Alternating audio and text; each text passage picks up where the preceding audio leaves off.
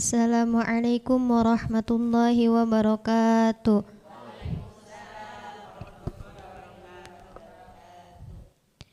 A'udzu billahi minasyaitonir rajim. Bismillahirrahmanirrahim. Asa rabbukum an yarhamakum wa in 'udtum 'udna wa ja'alna jahannama lil kafirina hasira.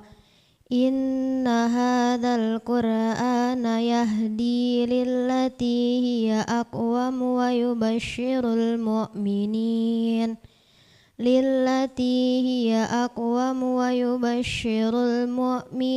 alladhina ya'maluna as-salihati anna lahum ajran kabira wa annal ladzina la yu'minuna bil akhirati a'tadna lahum 'adzaban alima. Shadaqallahul adzim. Bismillahirrahmanirrahim. Assalamualaikum warahmatullahi wabarakatuh. Waalaikumsalam warahmatullahi wabarakatuh. Bismillahi walhamdulillah wassalatu wassalamu ala rasulillah wala haula wala quwata illa billah amma ba'du.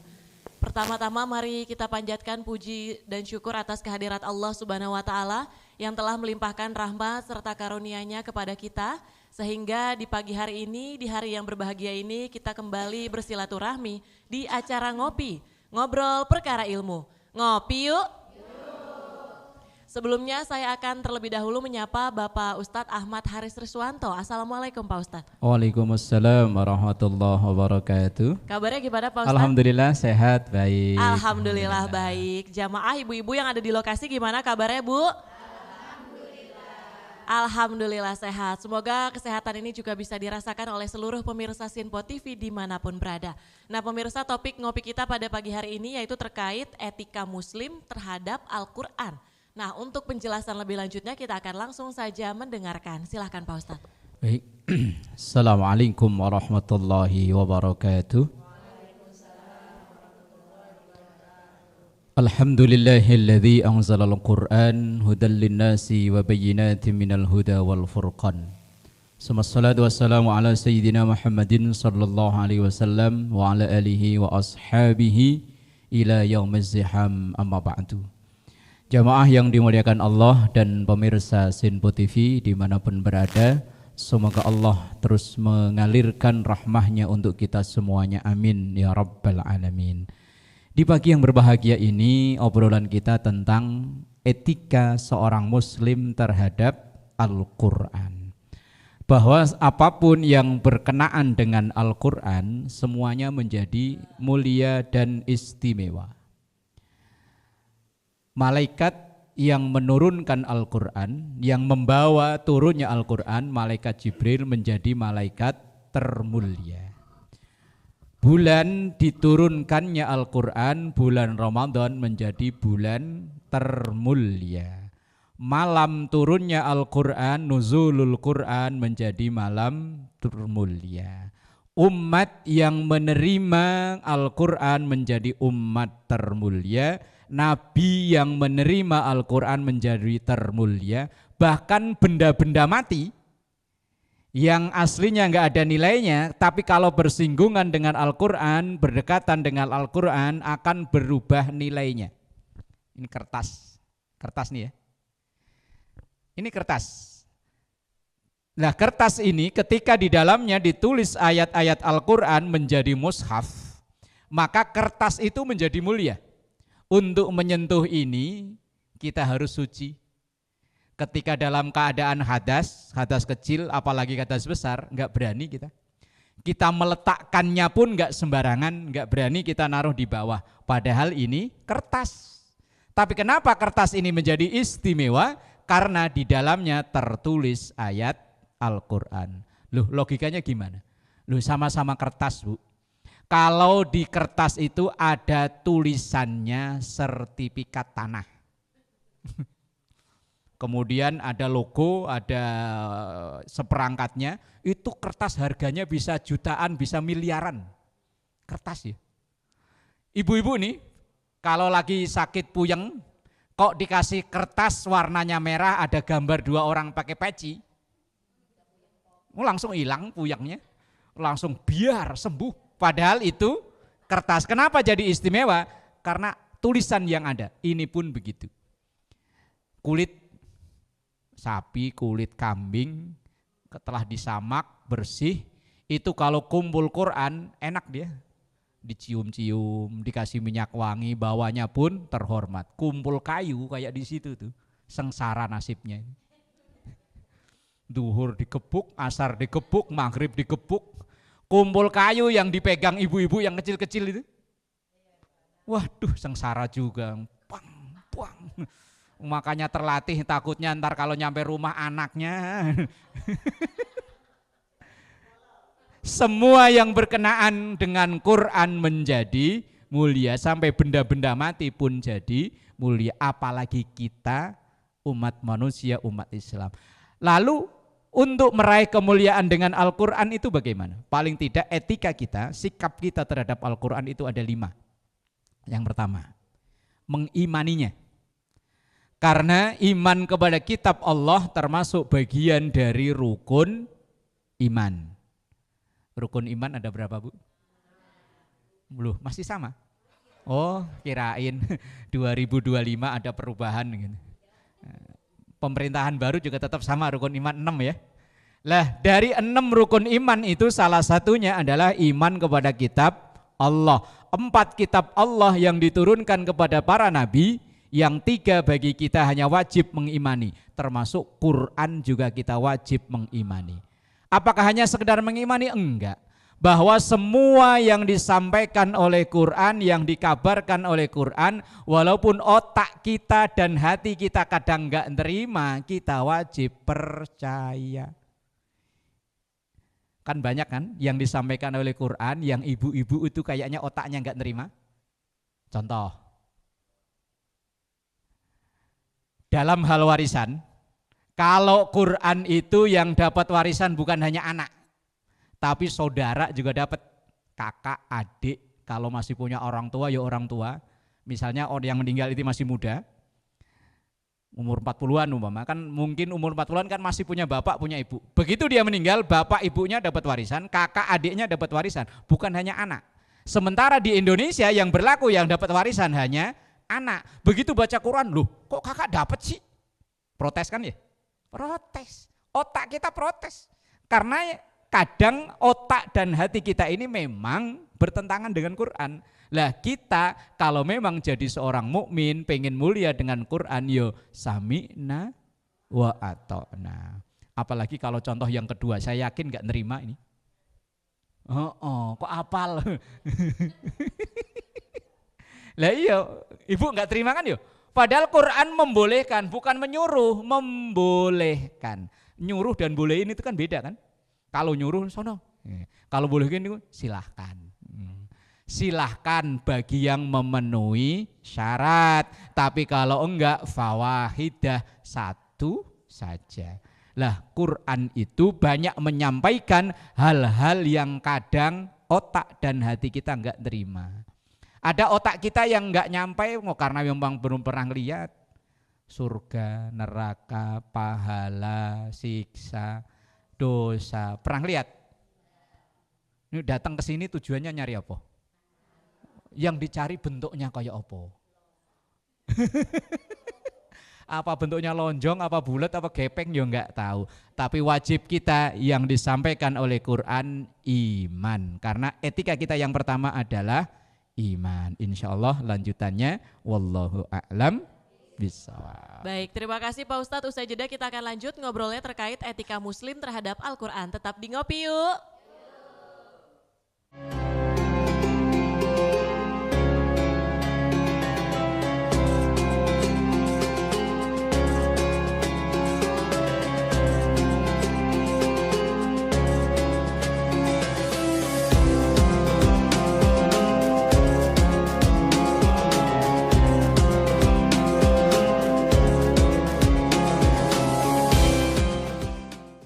Alhamdulillahirabbil alamin, Anda masih menyaksikan Ngopi, ngobrol perkara ilmu. Ngopi yuk.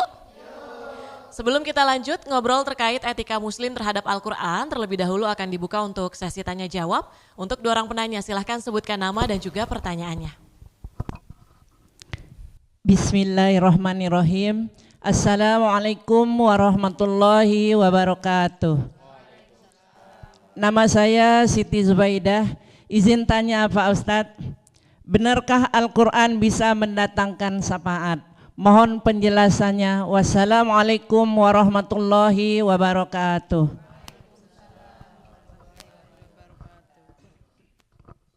Assalamualaikum warahmatullahi wabarakatuh.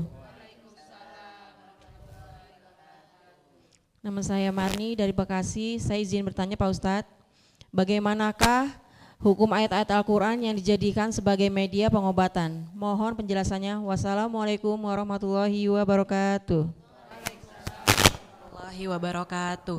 Dua pertanyaan Pak Ustadz. Yang pertama, benar nggak kalau Al-Quran itu bisa mendatangkan syafaat? Dan pertanyaan kedua tadi, gimana hukum ayat-ayat Al-Quran yang dijadikan sebagai media pengobatan? Nah, silahkan Pak Ustadz. Baik, yang pertama, apa iya Al-Quran itu mendatangkan syafaat? Ada satu hadis Rasulullah Sallallahu Alaihi Wasallam, Iqra'ul Quran, fa innahu ya'ti yaumal qiyamah syafi'an li ashabih. Bacalah Quran, karena Quran itu akan datang di hari kiamat memberi syafaat kepada orang-orang yang istiqomah dengan bacaan Quran. Lalu apakah semua orang yang membaca Al-Quran itu akan memperoleh syafaat? Di doa selesai kita baca Al-Quran, apal Bu ya? Allahumma arhamna bil Quran. Ini dalam rangkaian doa ini kita mohon kepada Allah agar memperoleh rahmah dengan Al-Quran. Cuman di tengah-tengah itu kan ada hujjatan lana. Ya Allah, semoga Al-Quran itu menjadi hujjah. Hujjah itu artinya saksi. Ibarat dalam sebuah persidangan, kalau kita sebagai terdakwa umpama, itu kan ada saksi. Lah saksi itu ada yang memberatkan, ada yang meringankan. Lah kita mohon pada Allah agar Quran itu menjadi saksi yang meringankan. Maksudnya meringankan begini. Umpama ketika kita di pengadilan nanti ditanya oleh Allah, apakah kamu mengimani Quran, mengamal Quran? Kita jawab iya. Gimana Quran? Ya benar, dia orang yang istiqomah baca saya. Dia orang yang mengamalkan saya. Itu namanya saksi yang meringankan. Lah, bisa jadi Quran itu menjadi saksi yang memberatkan. Bagaimana? Hamba Allah, kamu dengan Quran? Oh, saya orang yang pos lah pokoknya, Quran pol. Kata Quran gimana? Bohong. Apaan? Saya nggak pernah dibaca, cuman buat pajangan di lemari doang. Apalagi dulu saya cuma dijadikan mahar. Mahar ini. Iya, biasanya kan gitu ya. Biar kelihatan kayaknya agamis ketika akad nikah, seperangkat alat cuma mukena sama, cuman berapa sih kalau beli? Mukena 100, ini 100 umpama ya. Lah kalau seperangkat alat sholat itu musola, masjid plus sertifikat plus imamnya plus marbotnya lo lumayan. Lah ini cuman khawatirnya nanti ketika kita ditanya tentang Quran, Quran bersaksi saksi yang memberatkan. Bohong ya Allah. Orang itu nggak pernah membaca saya, apalagi jangankan mengamalkan, baca aja nggak pernah. Bohong, langsung dikecek sama malaikat. Kesaksian kita bohong. Kalau Quran itu hujjatan lana wala alaina. Di doa Quran itu yang di tengah-tengahnya. Kalau suatu saat nanti mungkin bisa dibahas secara utuh tentang doa dalam atau selesai membaca Al-Quran. Quran itu memberi syafaat bagi orang yang membaca dan mengamalkan. Kemudian pertanyaan yang kedua. Hukum ayat-ayat Al-Quran yang dijadikan sebagai media pengobatan. Nah, sering kita jumpai orang mengobati yang pengobatan non medis atau pengobatan alternatif kadang memakai ayat-ayat Al-Quran. Boleh enggak? Boleh. Di zaman Rasul dulu ada serombongan sahabat yang melakukan perjalanan. Ketika istirahat, nah lagi mungkin lagi rebahan atau apa, kalau sekarang ada rest area bagus-bagus ya. Kalau dulu kan belum dibangun rest areanya. Ya mungkin ya di tanah seperti biasa, asal ngelar kain buat duduk, buat istirahat. Kemudian di kalajengking, di apa namanya, disengat ya.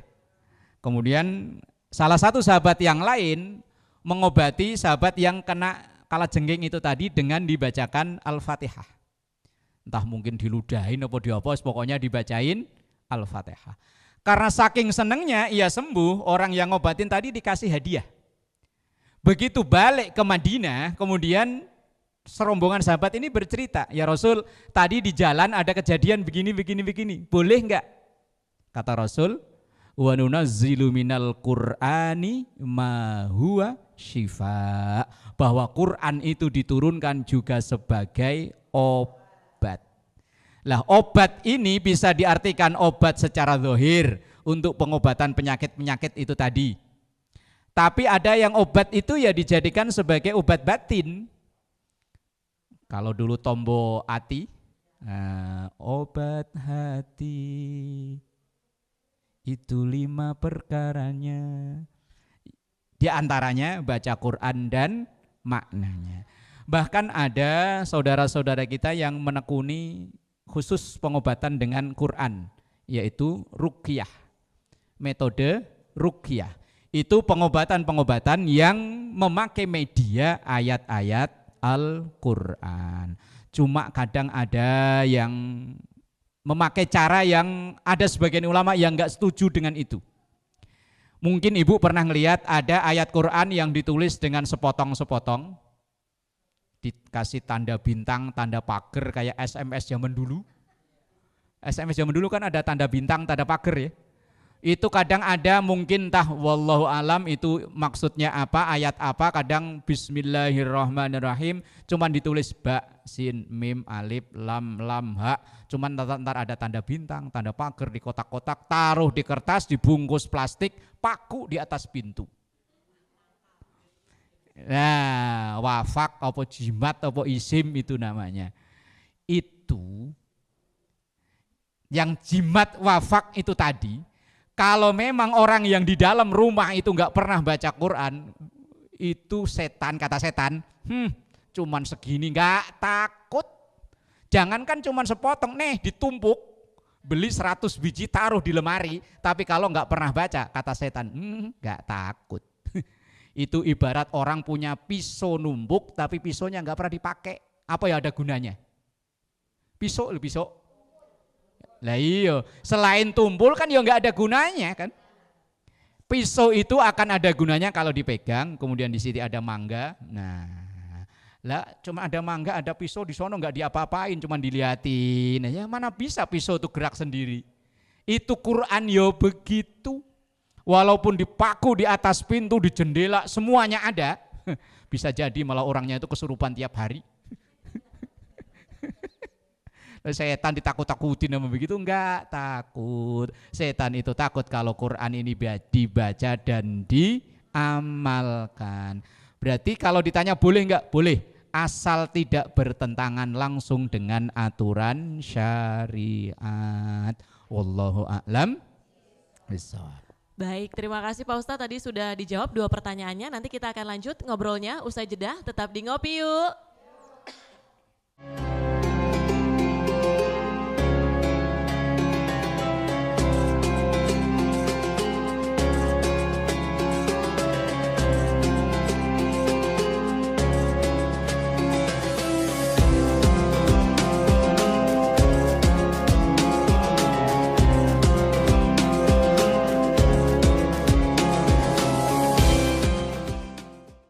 Pemirsa Sinpo TV dimanapun berada, Anda masih menyaksikan Ngopi, Ngobrol Perkara Ilmu bersama Bapak Ustadz Ahmad Haris Riswanto.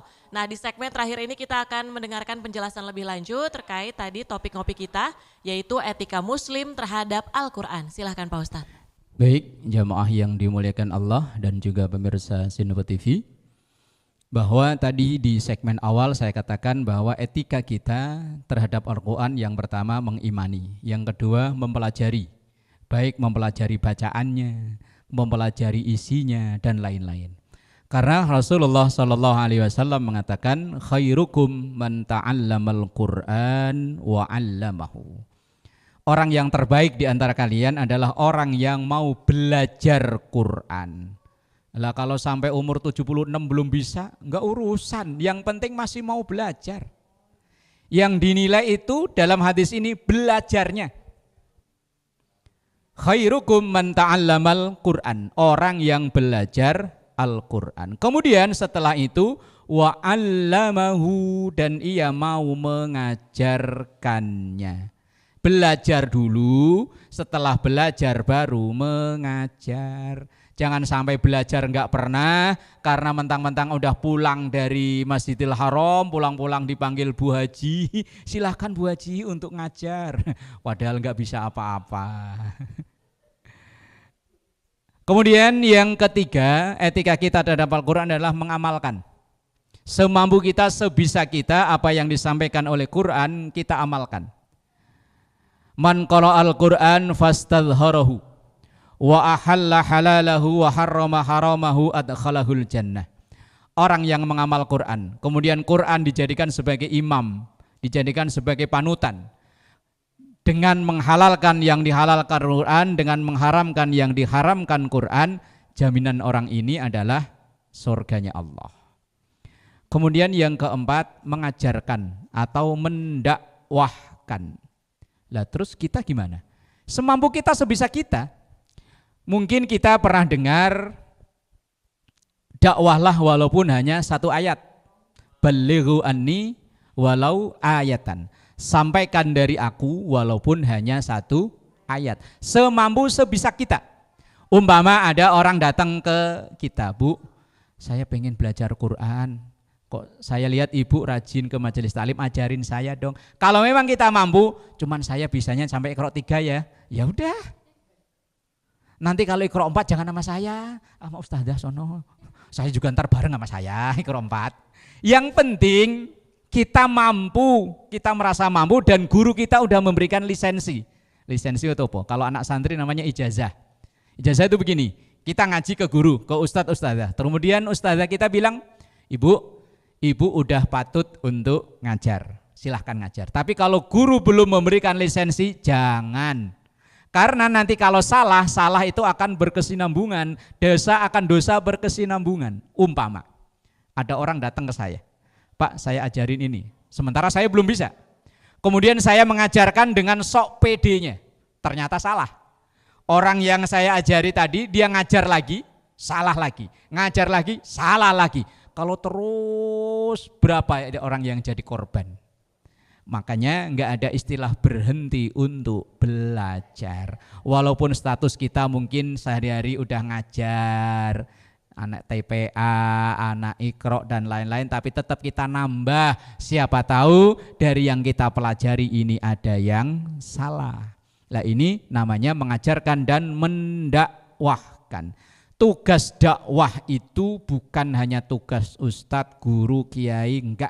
Semua kita punya tugas, tapi dalam skup dan lingkup yang berbeda. Ya kayak contohnya tadi, minimal kita misalnya bisanya Iqra ya Iqra, tapi nanti belajar lagi ke sono ya.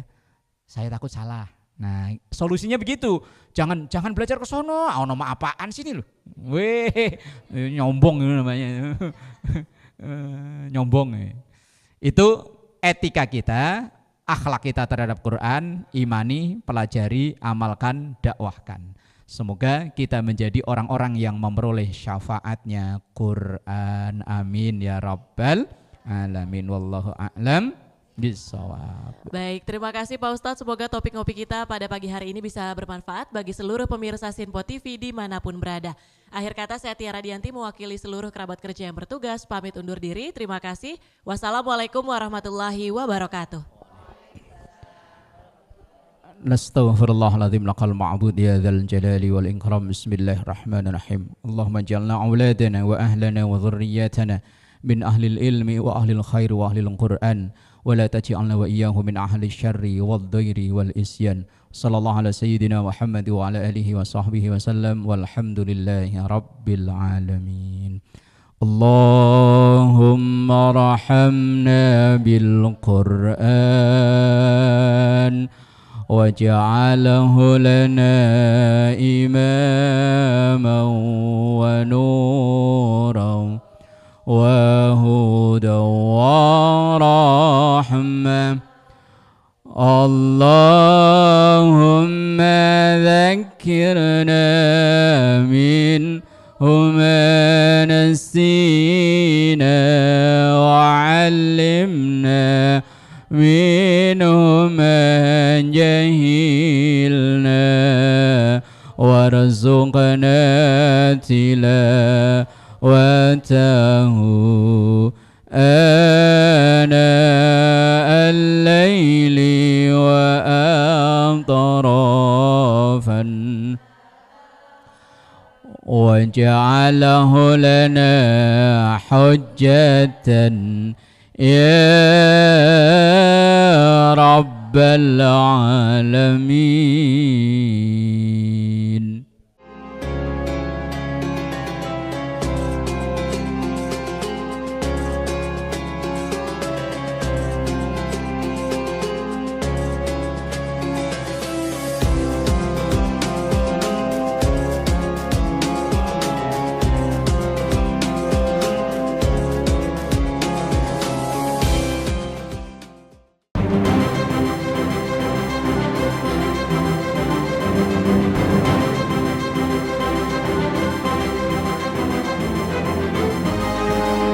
Simple TV, News, Sport, Entertainment.